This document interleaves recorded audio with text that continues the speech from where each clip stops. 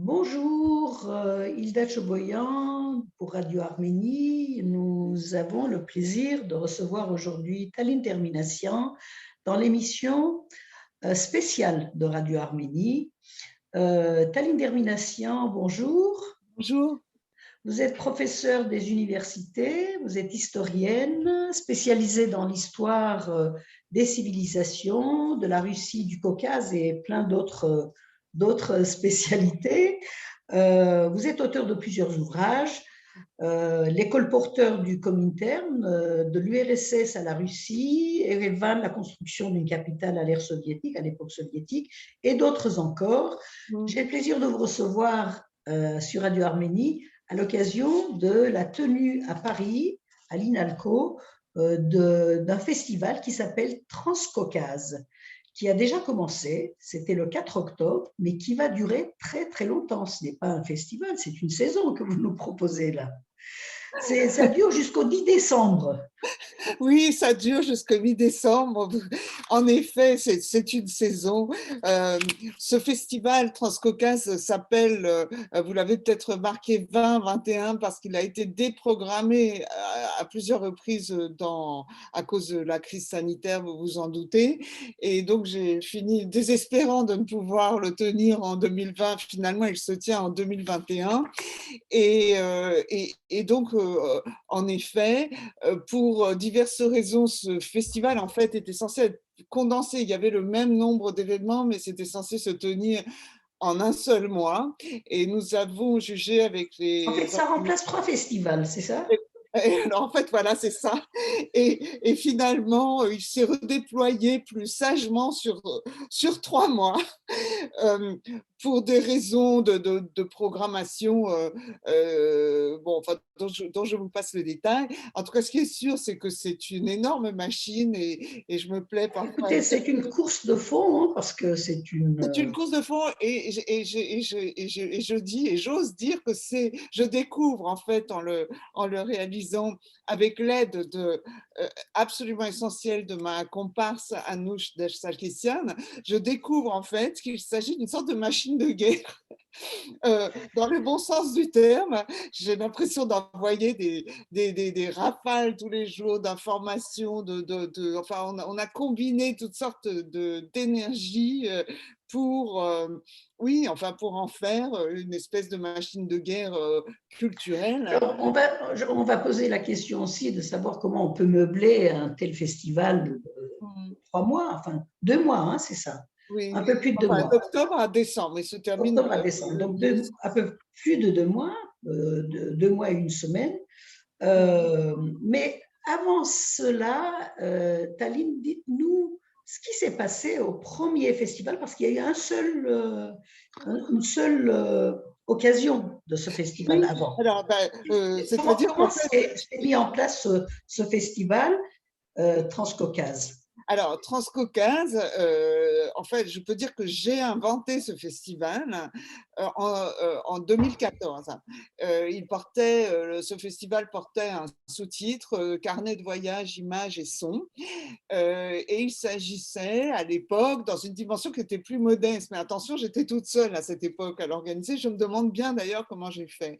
Mais carnet de voyage, images et sons, ça s'appelait Transcaucase parce qu'il s'agissait de traverser tout le Caucase, d'est en ouest, de nord au sud, un univers, comme vous le savez, extrêmement varié, et ça s'appelait Transcaucase au pluriel, puisqu'il s'agissait évidemment de faire communiquer à la fois différents domaines géographiques, mais aussi toutes les composantes en fait On va en parler tout à l'heure, si vous voulez, parce que j'ai quelques questions sur cette appellation Transcaucase, mais Oui, tout à l'heure. mais alors justement, je finis. Et donc, en 2014, j'avais rassemblé un certain nombre de personnes, d'artistes, d'intellectuels intéressés par le Caucase. Et l'idée, c'était de faire communiquer à la fois des images. On avait eu une très belle exposition de Frédéric Chauvin sur ces photos du Caucase.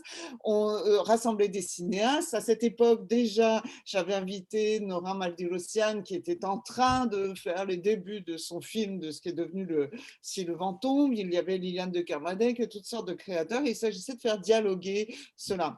Donc, en fait, dès cette époque-là, je ne le savais pas encore à cette époque, mais Transcaucase n'est pas seulement un instrument de consommation culturelle passif, il se révèle, en tout cas dans sa deuxième édition, avoir été en réalité une sorte de laboratoire. Et c'est ça son intérêt. C'est à la fois un festival qui s'adresse au public, mais le public est interactif et les invités communiquent entre eux et reviennent présenter leur travail. Le cas le plus typique étant bien sûr celui de Nora Maldirassian, qui avait présenté le teaser de son film il y a 7 ans et qui est revenu en quelque sorte triomphalement hier soir pour la projection de ce film que la plupart de vos auditeurs ont dû voir, Si le vent tombe, et qui est primé internationalement, etc.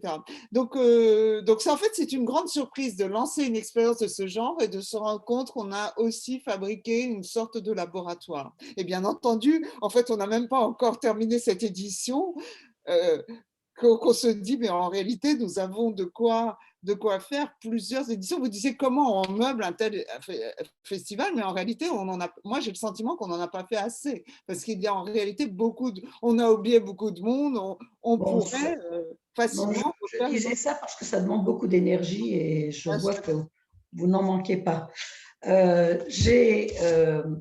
Donc la question, c'était de savoir comment ça a évolué depuis la première fois à ce festival qui s'étend en longueur et qui s'étend en richesse aussi. Oui, alors ça a évolué en ce sens-là, c'est-à-dire que l'expérience apparemment a plu. Là, je suis, comme je l'ai dit, aidée par 2 autres co-organisatrices, donc Sophie Oman et puis surtout Anouche Dachsarkissian, qui a déployé elle aussi une énergie absolument infatigable, notamment pour couvrir tous les aspects dont j'avais besoin, en particulier pour tout ce qui est des aspects techniques, de production, de communication, etc. Et donc voilà, il se révèle être comme je l'ai dit, finalement, un instrument de communication vraiment beaucoup plus important et effectivement un laboratoire de création culturelle. Et donc, on a tenu à tenir en quelque sorte le cahier des charges du premier festival. Donc, il y a, vous ne pouvez pas le voir, mais il y a effectivement une exposition qui se tient dans le hall de l'INALCO. Cette exposition est celle envoyée des États-Unis par une certaine Hazel Hoffman Antaramian et qui s'intitule Imaginary Letters to Vassili Grossman, donc lettres imaginaires à Vassili Grossman. C'est une évocation à la fois artistique, littéraire et historique des grands rapatriements des Arméniens en Arménie soviétique en 1946-1947, et Hazel a imaginé d'écrire des lettres à Vassili Grossman. Vassili Grossman, cet auteur russe d'origine juive mondialement connu et célèbre, mais qui a laissé notamment un récit de voyage extrêmement attachant, récit de voyage en Arménie, publié au début des années 60, et qu'il avait intitulé Palevtses. Et donc ce dialogue qu'elle établit entre Grossman et la question des rapatriements, dont Denel Kartsin en Arménie soviétique dans les années 40, est lui aussi très intéressant et stimulant. Et ça, ce sont des grands panneaux qui sont dans le hall de l'INALCO, rue des Grands Moulins, précédant le grand auditorium. Voilà, donc il y a l'expo, il y a de la musique. Nous avons reçu le trio. On va faire, si vous voulez, volet par volet aussi. Des livres, etc. Voilà. On va faire volet par volet, mais j'ai été intriguée tout de même par le titre, le nom que vous avez choisi, Transcaucase. Oui. Alors, Transcaucase, c'est Transcaucasie, j'imagine. C'est-à-dire les 3 pays l'Arménie, l'Azerbaïdjan, la Géorgie. Parce que quand on dit trans, c'est trans quelque chose. Alors, la question que je me posais, c'était de savoir si c'est dans la vision russe que vous avez Non, non, élaboré un programme de ce non. festival, le programme de ce festival, parce que en Arménie, on n'aime pas trop ni ce type, ni le Sud-Caucase, parce que les scientifiques aujourd'hui en Occident appellent ça Sud-Caucase. Vous, vous avez dit Transcaucase, les Oui, Russes alors, disent Transcaucasie parce que c'est au-delà du Caucase, et les Arméniens disent l'Arménie ne fait pas partie du Caucase. Enfin, les Arméniens écoutez, d'Arménie, bon, je ça, dis, c'est un peu, voilà, bon, c'est quoi Transcaucase, l'explication de Transcaucase? non, mais Transcaucase et effectivement Zakavkaz en russe, c'est ce qu'il y a au-delà du Caucase, exactement comme je dirais Transjordanie ou je sais pas quoi. Mais en fait, c'est un jeu de mots. Et d'ailleurs, le jeu de mots est bien présenté dans le flyer et dans l'affiche. C'est Trans-Caucase au pluriel. Et en fait, c'est une manière, d'abord, nous nous limitons absolument pas au Caucase Sud. D'autre part, Caucase Sud est aussi une appellation extrêmement contestable. En fait, c'est l'appellation de l'Arménie, Géorgie et Azerbaïdjan, effectivement, dans la bouche des spécialistes américains. Hein. Mais enfin, je veux dire, c'est pas plus légitime ou illégitime. En l'occurrence, Oui, non, mais Transcaucase, les deux sont contestables de toute façon. peu importe. Moi, C'est dans une question de vision, disons. et on a rédigé un argumentaire Transcaucase, donc trans-caucase, désormais, ce n'était pas le cas dans la première édition, mais trans-caucase, au pluriel, c'est une manière d'évoquer tous les Caucases. C'est ça l'idée. Et c'est aussi d'établir des ponts non seulement entre les différentes ethnies qui sont extrêmement nombreuses, parce qu'il n'y a pas que le Caucase Sud, encore une fois, il y a aussi le Caucase Nord qui est à peine abordé là-dedans. Donc, moi, je peux vous dire, je pourrais organiser, en fait, continuer 10 festivals au moins de ce genre, puisque tout le Caucase Nord est lui aussi un univers extrêmement varié. Et donc, comme je l'ai dit, c'est faire le pont, si c'est possible, entre le nord, le sud, l'est et l'ouest. C'est aborder toutes les questions, y compris d'ailleurs enfin la question des genres, par exemple, puisqu'on Traverse. arrive là. Enfin, bon, bref, c'est une façon un peu de bouleverser et puis de faire communiquer aussi tous les domaines de la création culturelle. Euh, voilà, l'image, le son, la musique, la littérature, les livres, etc. Alors, je ne sais pas si ma réponse vous satisfait. Oui, oui, oui, mais tout à fait, oui, tout à fait. Parce que la question, c'était de savoir à quoi ça correspond, Oui. cette appellation. Euh, Vous dites dans la présentation du festival que le festival Transcaucase aspire à une volonté d'ouverture disciplinaire ainsi qu'au décloisonnement des cultures de la région. Qu'est-ce que vous entendez par là? Écoutez, c'est l'objectif affiché. Je ne dis pas qu'on a forcément réussi. Le décloisonnement, ça voudrait dire déjà bon, le décloisonnement des disciplines. Bon, enfin, les disciplines. Transcaucase n'est pas un festival didactique, hein, c'est justement plutôt un mode enfin, d'évocation du Caucase à travers non pas des disciplines, mais plutôt des arts, je dirais. Enfin, les arts, la littérature, la musique, le cinéma, les images, etc. Enfin, c'était en tout cas mon objectif et au départ, dans la première édition, je m'adressais d'ailleurs en particulier donc, au grand public et à mes propres étudiants, auxquels je voulais montrer des choses que je ne peux pas montrer dans le cadre de mes cours. Donc, excusez-moi, j'ai perdu le fil. Quelle était la question? Non, la question, c'était comment vous pouvez imaginer l'ouverture disciplinaire et Ah le oui, alors décloisonnement des cultures. alors, disciplinaire, bon, c'est assez facile. On fait dialoguer l'histoire, la géographie, la sociologie. Bon, mais encore une fois, ça n'est pas tellement didactique. Ce qui est en fait beaucoup plus difficile, c'est de faire dialoguer les peuples entre eux. Et là, je dois Voilà, dire donc que là, il y a des questions, effectivement. Moi, j'ai des là, questions bien sur sûr, ce sujet. il y a bien sûr des questions, on me fait remarquer que tout de même, l'Arménie est beaucoup trop présente dans cette édition du festival. Elle apparaît évidemment quasiment dans tous les patronymes ou dans toutes les séances, mais le fait est qu'il y a un très grand déséquilibre en réalité et très peu de communication. J'ai moi-même, je dois vous l'avouer, peu de relations avec mes collègues enseignants de géorgien à l'INALCO.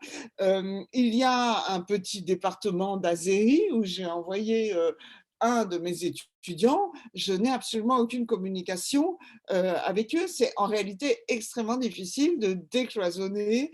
Alors voilà, donc c'est la question que je voulais vous poser. Voilà. C'est une région de conflit. Oui. Il y a la Tchétchénie, il y a le conflit entre la Russie et la Géorgie, il y a le conflit Arménie-Azerbaïdjan, il y a le conflit du Rarapar, la guerre récemment, etc. Comment on surmonte tout ça pour faire un festival de décloisonnement? On le surmonte, on le surmonte en présentant si vous voulez, moi, je ne peux pas faire la retape pour aller très vite. D'ailleurs, dans mon propre institut, j'ai très, très peu de collègues qui viennent assister au festival, qu'ils soient enseignants de géorgien, d'azeri ou de n'importe quelle autre discipline. Donc, d'une part, c'est très difficile de susciter l'intérêt, mais ça, c'est en général et ce n'est pas propre au Caucase. Donc, je pense qu'on le surmonte, non pas forcément en perpétuellement tendant la main et en obligeant les gens à venir, mais simplement on le surmonte en présentant des œuvres ou des performances ou des artistes de haut niveau, de qualité, et qu'ils soient alors de n'importe quelle nationalité ou quelle que soit leur référence culturelle. Il me semble que quand on présente des œuvres de haut niveau, quelles qu'elles soient, encore une fois, qu'il s'agisse de musique, de cinéma, de littérature, eh bien,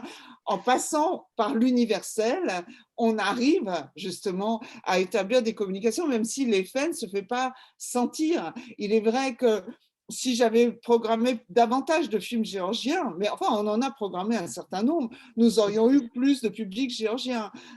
Si j'avais trouvé un film azéri ou un groupe de musique contemporaine azéri, bon, admettons que j'ai eu le temps de trouver, c'est pas qu'on n'a pas cherché, mais on n'a peut-être pas suffisamment cherché, j'aurais peut-être amené un public un peu différent. Mais en fait, c'est pas ça le problème.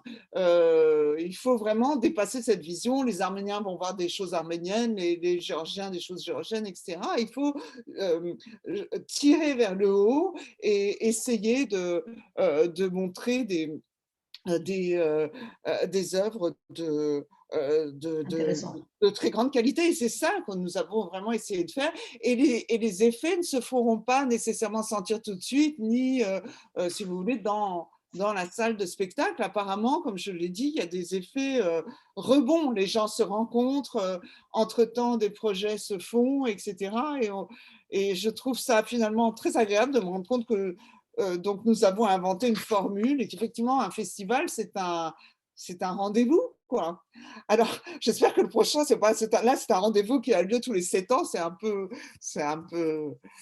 long comme délai. Bon, enfin, en même temps, moi, ça n'est pas mon métier d'organiser des spectacles. Moi, organiser un festival tous les ans, ce serait assurément une tâche très, très lourde. Mais enfin, je ne sais pas.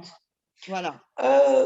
Donc, la formule est intéressante, mais derrière ce que vous présentez, les œuvres d'art, les films, les livres, etc., il y a tout de même les problématiques de la région qui sont soulevées. Là, vous avez parlé tout à l'heure du film de Nora Martirosyan, Si le Panton, qui parle du conflit du Rarapar, de la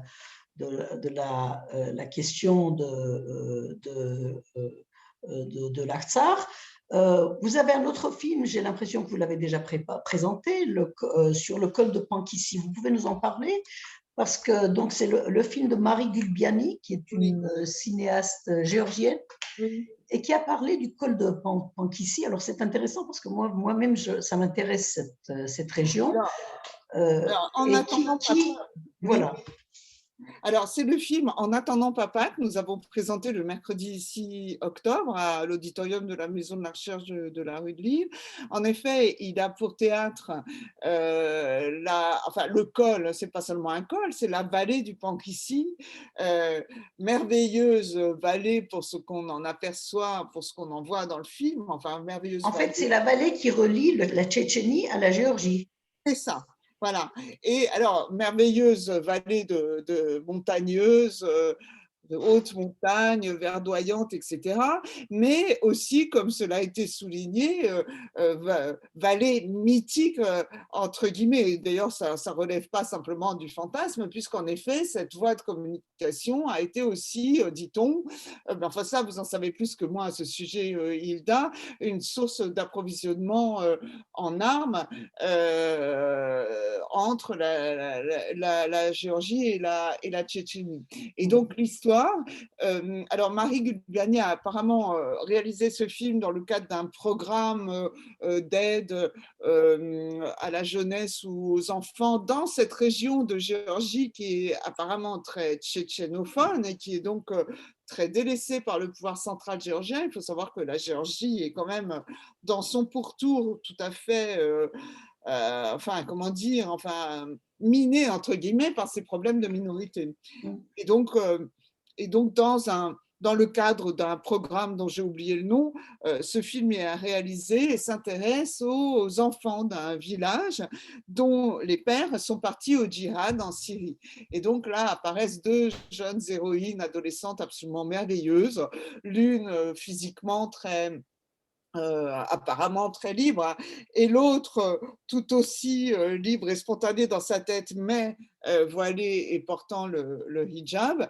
Et c'est l'histoire de cette amitié, voilà. Et alors donc le père, les pères apparaissent, et ben, apparaissent sur WhatsApp, sur des écrans, ils Les parlent pères de la Syrie, sont en sont djihad. absents. Les pères sont absents, d'où le titre, En attendant papa. Mais bon, alors, donc effectivement, il y a quelque chose d'un petit peu dans ce film, évidemment, en mettant en scène l'enfance ou la première adolescence, évidemment qu'on rentre dans une logique tout à fait autre. Il ne s'agit évidemment pas de juger, etc.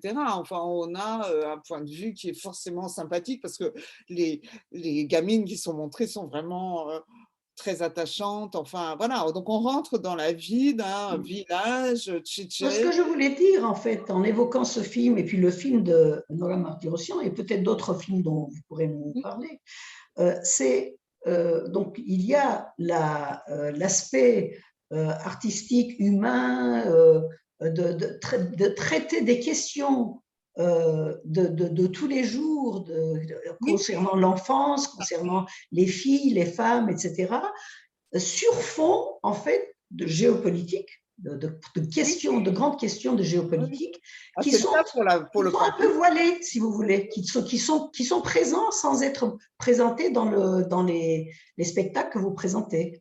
C'est ça. Alors, bon, alors c'est justement ce qui est d'autant plus intéressant et c'est d'autant plus nécessaire justement ça justifie de faire un commentaire.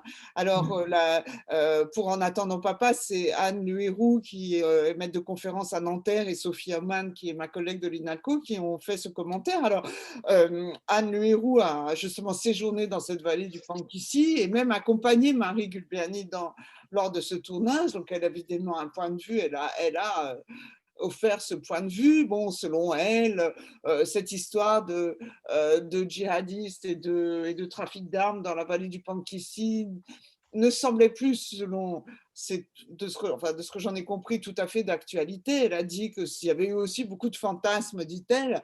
Moi, je ne peux pas en juger. Je n'ai pas, justement, je n'ai pas enquêté, je ne connais ce terrain. Tout ce que je sais, c'est qu'on a effectivement beaucoup entendu parler de cette vallée du Pankissi. Donc ça, c'est la première chose.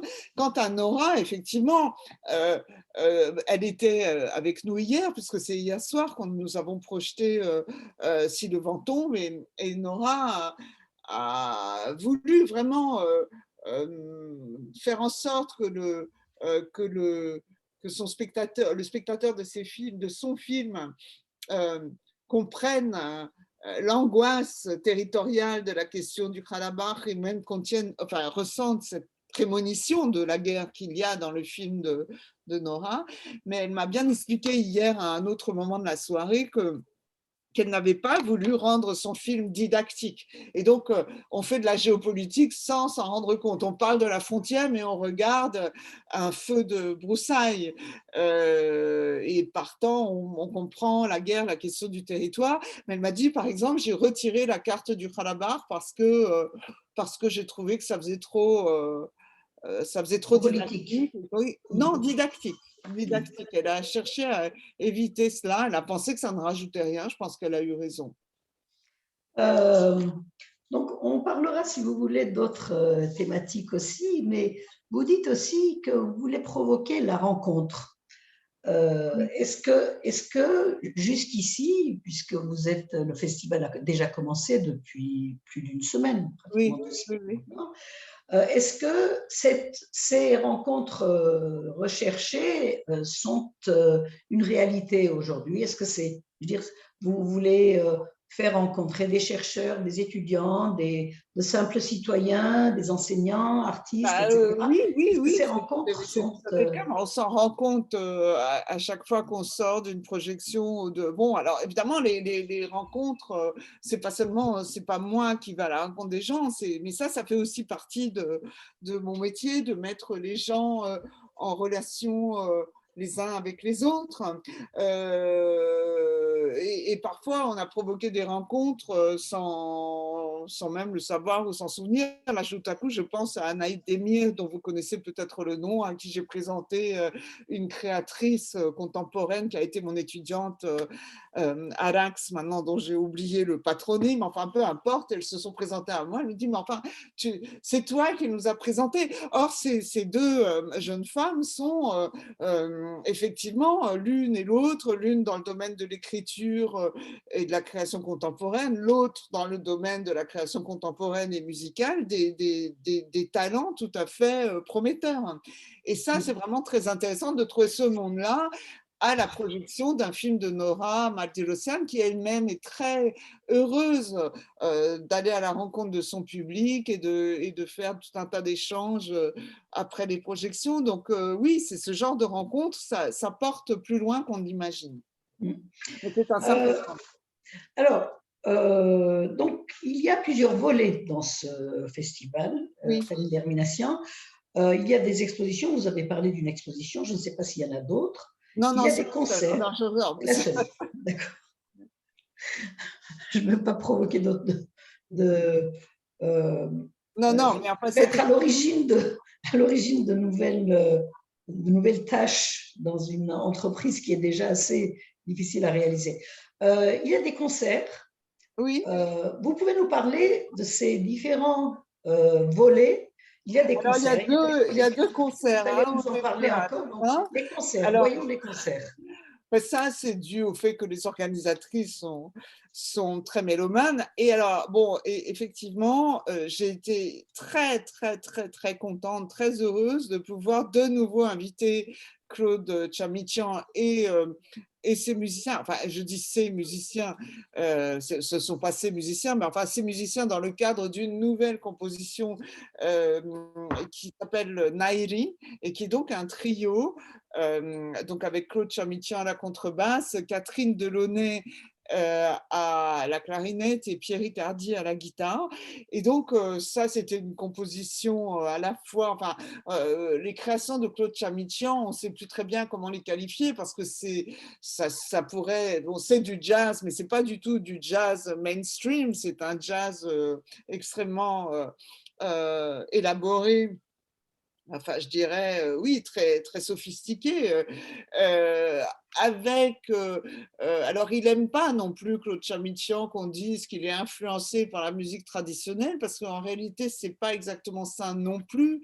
Bien sûr, il utilise des sonorités. D'ailleurs, je crois qu'une première version de ce trio avait été composée pour le doudouk, mais enfin là, en l'occurrence, c'est Catherine Delaunay sur un instrument moderne, donc une clarinette, qui produit des sons absolument stupéfiants. Et justement, pour aller vite, ce que fait ce trio Nairi, c'est exactement vraiment, sans se consulter en plus, hein, exactement ce que je voulais faire avec Transcaucase, c'est-à-dire que c'est un voyage. Et c'est un voyage qui, à travers les rythmiques et les sonorités, les rythmiques changeantes du jazz, va nous faire justement transiter d'une séquence à l'autre, d'une harmonie à l'autre. Et en fait, tous les auditeurs ont bien ressenti cette dimension justement de voyage. Et ça, c'était un concert vraiment extraordinaire. C'était la deuxième fois que j'invitais Chamichian. La première fois, je l'avais invité dans le cadre du colloque Boledian, consacré à Clico Boledian en 2015, et ils étaient venus en formation sextet, avaient joué ce sextet Trace avec à la voix Géraldine Keller, et ce sextet est inspiré par l'œuvre de Clico Boledian, Seuil.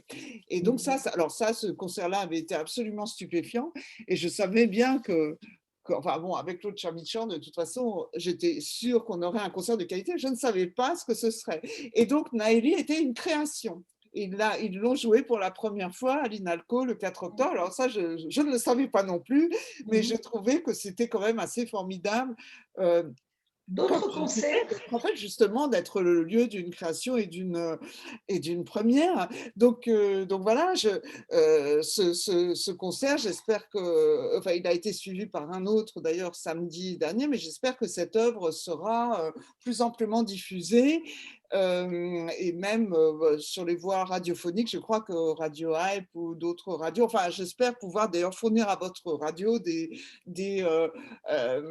comment dire, des morceaux de rediffusion de ce concert parce qu'il a été enregistré. Et quant au dernier concert de la programmation, le vendredi 10 décembre, alors ça c'est complètement différent, nous l'avons annoncé comme une conférence chantée polyphonique caucasienne. En fait, bon, nous l'avons intitulé comme ça. Alors oui, parce qu'on on va chanter, effectivement. Quand je dis on, c'est-à-dire je vais chanter aussi avec 3 autres comparses dans un quatuor vocal. Tout ça, ça a été déterminé par la crise sanitaire. Vous savez peut-être que le chant est complètement banni des activités afférentes au virus, parce qu'il paraît qu'avec le chant, on projette le virus, on projette des miasmes à une longueur pas du tout réglementaire. Et donc, ce projet a été programmé depuis longtemps. On voulait absolument le maintenir, donc on avait fait semblant, entre guillemets, de l'annuler en le présentant. Alors, expliquez-nous ce que c'est que cette conférence chantée. Alors, cette conférence chantée, mais c'est pas, en fait, c'est Patricia Metzler. Patricia Metzler est une chef de chœur allemande qui vit à Paris et qui dirige plusieurs chœurs à Paris, et notamment une formation très connue qui s'appelle le Bach Collegium, qui est un chœur extrêmement sérieux où on ne chante que du Bach. Bon, mais elle dirige aussi d'autres chœurs, et notamment le chœur qui s'est formé à l'INALCO. Et donc, par vocation, le chœur de l'INALCO s'intéresse à des chants et à des productions, enfin à des compositions ayant un rapport avec les langues que nous enseignons. Et c'est donc petit à petit, alors ce chœur a connu des débats, comme vous pouvez vous en douter, dans le contexte de la crise sanitaire, et c'est pour cette raison que, ayant une pratique musicale dans le domaine de la voix, moi et 3 autres comparses, nous nous trouvons finalement dans une petite formation quatuor à proposer donc des polyphonies caucasiennes. Alors, conférence chantée, je ne sais pas, l'idée c'était que Patricia parlerait de ses compositions et nous donnerions des exemples chantés. Mais en fait, c'est un petit concert de clôture, et vous voyez qu'on n'économise pas nos forces. En tout cas, moi qui aurais participé du début à la fin de ce festival, je me retrouve finalement, après avoir fait toutes sortes de numéros, je me retrouve aussi à chanter. Donc voilà. Et donc Patricia Metzler est vraiment une très très grande chef de chœur. Donc en fait, je suis très contente là aussi. C'est un peu comme je vous le disais tout à l'heure. C'est en fait en se tournant vers les productions de qualité, je dirais vers le professionnalisme, en fait, c'est ça, vers des gens qui sont à un niveau professionnel, qu'on accède à l'universel et que finalement on fait dialoguer les gens, les cultures et les disciplines. Donc voilà, donc ça c'est Patricia Metzler, le vendredi 10 décembre, accompagnée au piano par Christiane Anselme, qui est professeure de musique et qui est aussi d'origine arménienne et qui est mon ancienne étudiante, et puis ce petit quatuor. Voilà. Alors, donc, tout cela concerne les concerts. On a parlé de l'exposition. Oui, Et maintenant, la projection de films. oui. Comment le choix a été fait et quels sont les moments forts de ce volet du festival? Alors, les choix ont été faits, comme je l'ai dit d'abord, ceux qui s'imposaient à cause des circonstances, parce que, bon, enfin, le film de Nora Mardirosyan était incontournable, et il était d'autant plus que, comme je vous l'ai dit, elle avait participé à la première édition et elle avait présenté à l'époque son teaser, le teaser de son film qui s'appelait Territoria à l'époque et non pas Si le vent tombe. Et Nora, bon, a mis des années à faire ce film, vraiment des années. Elle a eu beaucoup de difficultés à rassembler, à convaincre les producteurs, etc. Et donc, c'était naturel qu'après avoir présenté son projet, elle vienne présenter le film abouti, d'autant plus qu'à cause de la crise sanitaire, finalement, le festival et la sortie du film coïncidaient à peu près. D'autres s'imposaient pour d'autres raisons. Liliane de Kermadec avait aussi participé à la première édition du Alors, film. parlez-nous de ce film Alors, demain, qui justement, n'a pas été achevé apparemment. alors demain, mercredi 13 octobre, oui, en effet, donc Liliane de Kermadec avait présenté lors du premier festival son film Le Murmure des ruines, qui est sorti bon, je ne sais plus en quelle année, mais enfin bon, un peu en 2011 ou quelque chose comme ça. Et donc, j'avais rencontré Liliane à cette occasion. Liliane est décédée l'an dernier, au début de l'année 2020, juste avant la crise sanitaire. Et donc là, encore une fois, c'était évidemment une occasion à ne pas manquer de lui rendre hommage, d'autant que l'hommage à Liliane de Kermadec est un peu passé à la trappe aussi dans les milieux du cinéma à cause de la crise sanitaire. Donc ce que je vais présenter là, ça n'est pas Le Murmure des ruines, film tourné à Chouchi, mais d'autres alors courts métrages ou d'autres films moins longs qu'elle a tournés dans la ville de Chouchi. Et donc, tout à coup, les images tournées par Liliane dans Chouchi, euh, reprises par les Arméniens, sont devenues aujourd'hui, après la guerre de 44 jours, des images quasi patrimoniales. C'est-à-dire que c'est Chouchi tel que nous, on ne va pas le revoir de sitôt, apparemment. Et donc, bon, tout ça, c'est télescopé, c'est-à-dire à la fois la nécessité de rendre hommage à cette réalisatrice et amie, mais aussi montrer des images de Chouchi. Alors bon, comme vous le savez, Chouchi n'était pas non plus dans un état très, très reluisant. On voit beaucoup de ruines, et d'ailleurs son film Oui. s'appelait le Murmure des ruines. Et là, ce qu'on va présenter demain, c'est Très chère indépendance, un film de 55 minutes qui est Très chère indépendance du Khalabar, qui est plus ou moins le pendant du film Le Murmure des ruines. Un autre court métrage de 25 minutes qui s'appelle Les enfants de Chouchi. Et finalement, ce que j'avais annoncé dans le programme, j'ai finalement changé de programme. Au lieu de présenter Paris, qui est le teaser de film qu'elle a tourné à Paris lors de la dernière année de sa vie, je vais présenter le teaser d'un film que Liliane n'a jamais pu réaliser faute de producteurs et faute de moyens, qui s'appelle Cessez le feu. Et donc ce film, Cessez le feu, que Liliane n'a jamais pu réaliser, mais pour lequel elle avait euh, quasiment tous les rushs et tous les morceaux prêts, et bien ce film Cessez le feu, évidemment, ce film peut-être à venir, si c'est un peu le testament de Liliane, hein, si vous voulez, mais peut-être aussi dans le milieu du cinéma où le monteur qui travaillait avec elle ou d'autres personnes voudront s'atteler à cette tâche un jour. En tout cas, ce cessez-le-feu, il résonne finalement autant dans un style cinématographique différent, mais il résonne autant que le film de Nora sur la question du Karabakh. Donc c'est incroyable parce que ce cessez-le-feu, en réalité, contient la guerre qui s'est finalement produite. Et, on le voit dans le… Enfin, ça dure 5 minutes, mais bon, on comprend tout cela. Et il est fait à partir d'images des films précédents. Donc bon, ça, c'est la soirée de demain, mercredi 13 octobre. Et c'est à l'auditorium de la Maison de la Recherche, à la rue de Lille, dans D'accord. le 7e arrondissement. Ce n'est pas dans le 13e.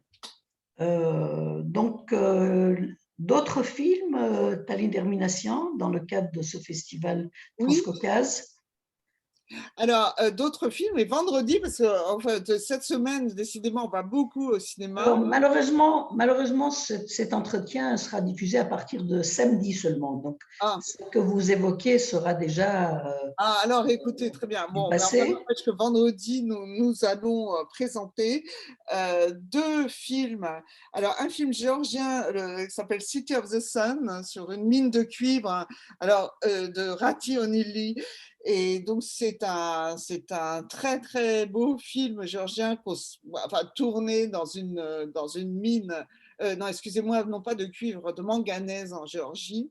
Et nous avons programmé à la toute dernière minute un film qui vient d'être primé au festival du Golden Abricot. Alors, il n'a pas reçu le gold, il a reçu le silver. C'est un film qui s'appelle Stolgetnia, ce qui est en arménien, j'ai cru que c'était un mot… C'est souterrain. le souterrain, voilà. Le souterrain, donc c'est un court métrage de Hovik, voilà, que j'ai oublié son nom. Bon, écoutez, bon, en tout cas, ce court-métrage, cette projection aura lieu en présence du réalisateur, et ce court-métrage donc revient lui aussi triomphalement du festival Golden Abricot. Et alors pourquoi Stolgetnia? D'ailleurs, le réalisateur refuse qu'on traduise le titre parce que c'est un film qui est tourné, lui, dans une mine de sel à Havane. Havane, c'est une banlieue du nord de Yerevan, enfin du nord, non, enfin une banlieue de Yerevan, et dans cette mine résident des personnes qui ont besoin De soigner de des soigner affections, oui, oui, des vous affections connaissez respiratoires, des etc. affections respiratoires, l'asthme, etc. Et donc, le film est tourné dans ce contexte. Donc, il est question de mine vendredi, de mine d'un style différent. Et donc, il en sort un film tout à fait avant-gardiste et très intéressant du point de vue des ambiances, enfin de l'image. C'est vraiment très intéressant. Donc, on est très Quelle est heureux la de part de un jeune documentaire dans ces réalisateur. films? Pardon?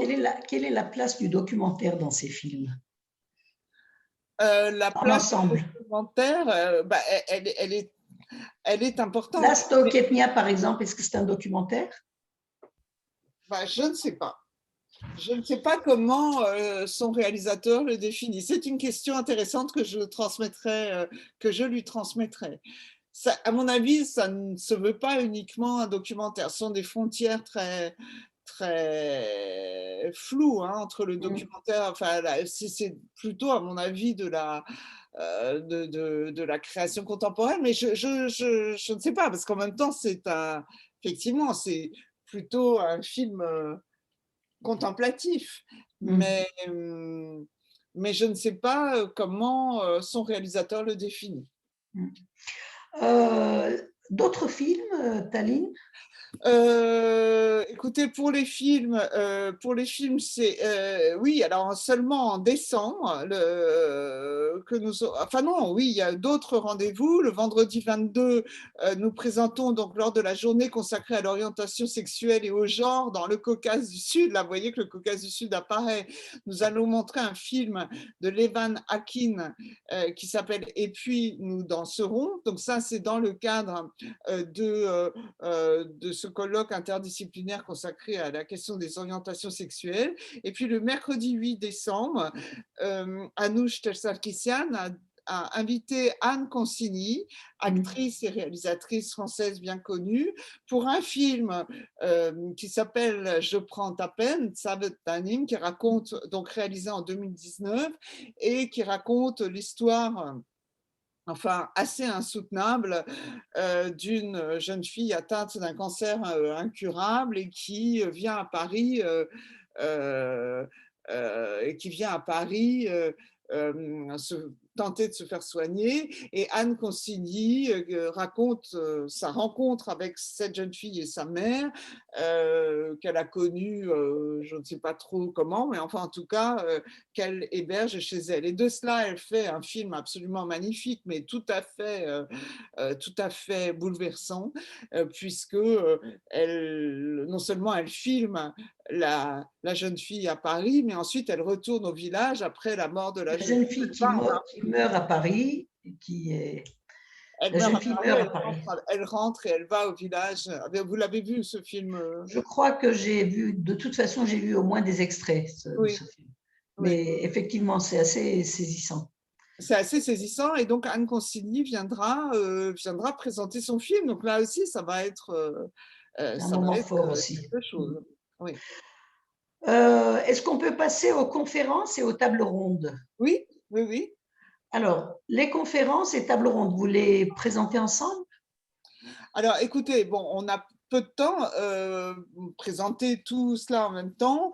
Donc, des conférences et des tables rondes, il y en a plusieurs. Elles sont consacrées aux livres. On va présenter des voyages français au pays des Soviets, Ukraine et Caucase. Bon, ça, c'est à partir de différents ouvrages publiés, donc Moscou, Caucase, les lettres des époux Bloch édités par Rachel Mazui. On va présenter des polars caucasiens, mais enfin, bon, polars caucasiens en petit nombre, parce qu'en fait, on n'a pas reçu de réponse des grands noms actuels du polar, comme par exemple quelqu'un comme Yann Manouk ne s'est pas donné, enfin, d'ailleurs dont je n'ai pas lu le livre, mais enfin, en tout cas, il ne s'est pas donné la peine de répondre à notre invitation. Et puis, et puis aussi une table ronde autour du livre de Zaven Surmelian, I Ask You, Ladies and Gentlemen, qui vient d'être réédité en Angleterre. Donc, bon, plusieurs choses. Et puis aussi cette conférence à laquelle vous allez participer, Hilda, consacrée à la commémoration du centenaire de la République d'Arménie, et au cours de laquelle nous allons, vous et moi, je vous rappelle, présenter deux livres qui sortent simultanément aux éditions Thaddée. Le premier, celui qui me tombe sous la main, c'est le livre de Rupen. Alors, parlez-nous de ce livre, Le c'est défi de très l'alternance, important. et le vôtre, excusez-moi, la publication des actes du colloque que vous avez organisé à Lyon voici 2 ou 3 ans, 100 ans après le front de l'Est, l'Arménie et le Levant, où vous aviez rassemblé d'ailleurs beaucoup de monde à l'auditorium La bibliothèque municipale de la et bibliothèque municipale de Lyon. l'Université catholique. Voilà. Et donc, les deux ouvrages sortent simultanément aux éditions Thaddée. C'est pour cette raison que nous faisons cette conférence consacrée à la Première République. Alors, vous parlez alors, c'est pas mon Alors, livre. le livre de Rouben. Alors, le livre de Loupen. Donc, En dehors d'être votre grand-père, Rouben est un personnage du début du XXe siècle, de l'histoire de l'Arménie, puisqu'il a été ministre de l'Intérieur, il a occupé plusieurs fonctions dans la République indépendante de 1918 à 1920. Donc, de quoi parle ce livre? Je rappelle pour ceux qui ne connaissent pas que Rouben a des mémoires en arménien, 7 volumes en arménien, qui ont été présentés dans des volumes en raccourci, donc qui ont été… Alors, la traduction en français ne s'étend pas sur 7 volumes comme en arménien, mais il y a déjà eu donc le premier volume qui a été publié une première fois, traduit par votre oncle, Vaïk Terminassian, Et l'autre, enfin, une autre édition a été éditée par, une autre édition a été préparée par le Tashnaktsutun, la FRA Tashnaktsutun du Liban, je crois. Donc, ce livre existe et ce qui sort aujourd'hui, ce qui est édité aujourd'hui, c'est un complément. Alors, c'est un complément, c'est-à-dire, en fait, c'est la traduction du volume 7 des Mémoires d'un révolutionnaire arménien qui donc font intervenir Joupen non plus comme révolutionnaire fédaï parti au Yelgil au début du XXe siècle, mais qui fait apparaître un homme évidemment plus âgé, mais devenu ministre de la Défense de la République d'Arménie en 1919-1920. 1919 et pas 18, parce qu'en 18, il n'a pas exactement ces fonctions-là. Alors, cette traduction du volume 7 avait été préparée par mon oncle Vaïk Termination en même temps que la traduction des autres extraits qui ont été publiés par les éditions de l'Aube sous le titre Joupen, les mémoires d'un partisan arménien. Mais cette traduction, pour diverses raisons qui sont expliquées dans la préface, n'a pas été publié à l'époque où Vaïk a achevé sa traduction, c'est-à-dire quelque temps avant sa mort, en 1989. Alors, à cela, plusieurs raisons.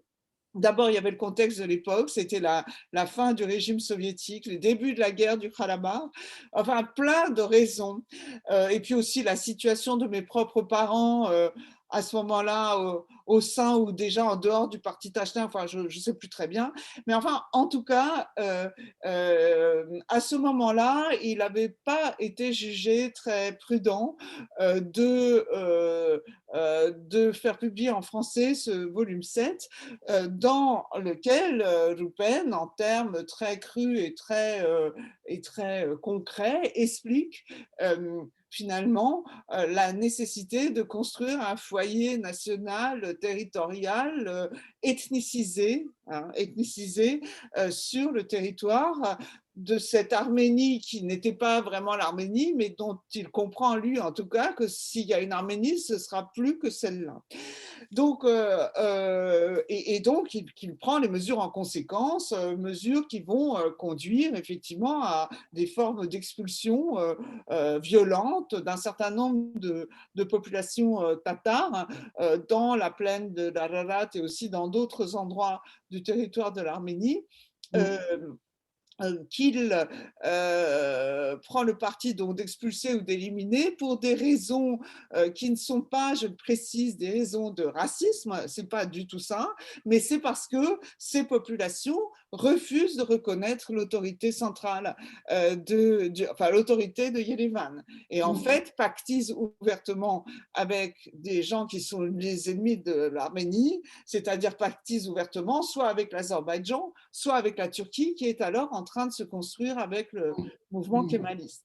Donc, deuxième motif de cette politique de la Première République, ça a été tout de même l'installation de plusieurs centaines de milliers de réfugiés du génocide, c'est-à-dire de personnes qui ont tout perdu de l'autre côté de la frontière, qui ont perdu aussi une bonne partie de leur famille, et il fallait les installer parce qu'il en meurait des dizaines de milliers par jour. Voilà. Alors, donc, en fait, c'est ce récit-là, en tout cas, ce que ce volume 7, ce que ces écrits inédits en langue française de Joupen montrent, c'est le processus par lequel c'est fabriqué dans un contexte absolument effroyable et dans des enjeux géopolitiques aussi complexes, si ce n'est encore plus complexe qu'aujourd'hui, comment s'est fabriquée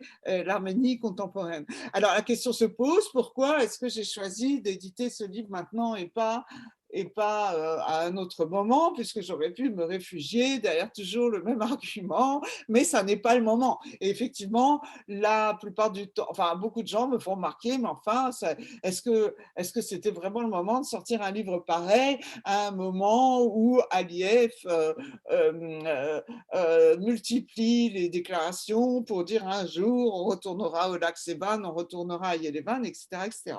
Et donc, bon, j'ai évidemment beaucoup réfléchi à ça, mais en fait, je trouve que ça n'est pas un argument. Enfin, je veux dire, je ne vois pas pourquoi un livre qui sort en langue française va plus particulièrement frapper les esprits en Azerbaïdjan. D'ailleurs, Aliyev est tout à fait au courant de cette histoire, hein. Il n'a pas besoin de Oui, dire… mais il n'a même pas besoin de cette histoire pour réclamer. Non, mais il la connaît. En tout cas, il la connaît et il n'a absolument pas, enfin, je veux dire, il n'a pas besoin qu'on la lui rappelle pour avoir ses propres idées. Mais par contre, il a peut-être besoin d'avoir en face de lui des gens qui assument un minimum cette politique enfin, et qui justement, au lieu de dire, enfin, au lieu d'être toujours dans la posture de victime, on dit mais oui, effectivement, ça s'est passé comme ça, comme vous l'avez très bien dit. Mais nous avions des milliers de réfugiés sur les bras, et il fallait bien que l'Arménie existe quelque part. Et d'ailleurs, si ça ne vous plaît pas que l'Arménie se fasse autour du lac Sevan et de Yerevan, allez donc voir vos amis turcs. Et, alors, dans ce cas-là, prenez-vous-en aux Turcs. Il faut bien… Au bout du compte, est-ce que l'Arménie a le droit d'exister? En fait, bon, il faut arrêter de se… Alors, c'est transposer le débat sur un autre plan. Celui de la morale, mais c'est pas celui… Voilà, passer des questions morales qui ne donnent pas grand-chose Oui. à la question de la géopolitique et du vrai politique. La politique, non pas politicienne, mais de politique réelle, c'est-à-dire créer un État, installer des réfugiés qui ont été exterminés, enfin dont les membres de la famille ont été exterminés par la Turquie, leur créer un foyer national. Et d'ailleurs, donc l'autre livre que moi je vais présenter, ce sont les actes du colloque de 2018, parle de ça, la question du foyer national arménien, qui a échoué avec la France en Cilicie, mais qui a réussi dans la région de l'Arménie d'aujourd'hui. Donc, on va parler de ça ensemble, Taline. Et je pense que ce sera intéressant. On essaiera en tout cas d'enregistrer cette soirée. J'espère qu'on pourra le faire et qu'on pourra passer sur Radio Arménie cet enregistrement. Voilà. Bon, en tout cas, donc ça, c'est le jeudi 21 octobre au PLC, c'est-à-dire à l'INALCO, dans la salle 406.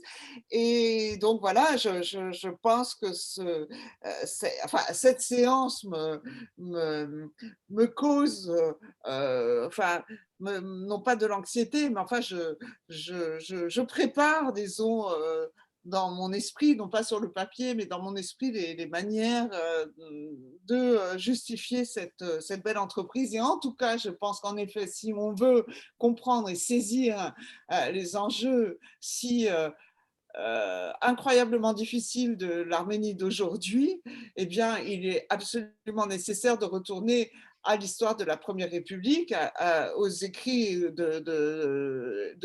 rassemblés dans votre livre, qui sont les actes du colloque, et de retourner bien sûr à cette nouvelle édition française de la République d'Arménie, donc par Roupen, parce que c'est le moyen finalement de retourner aux sources de ces problèmes et de les comprendre, et finalement de voir que, contrairement à ce qu'on dit souvent, en 100 ans, pas grand-chose n'a changé de la configuration géopolitique générale.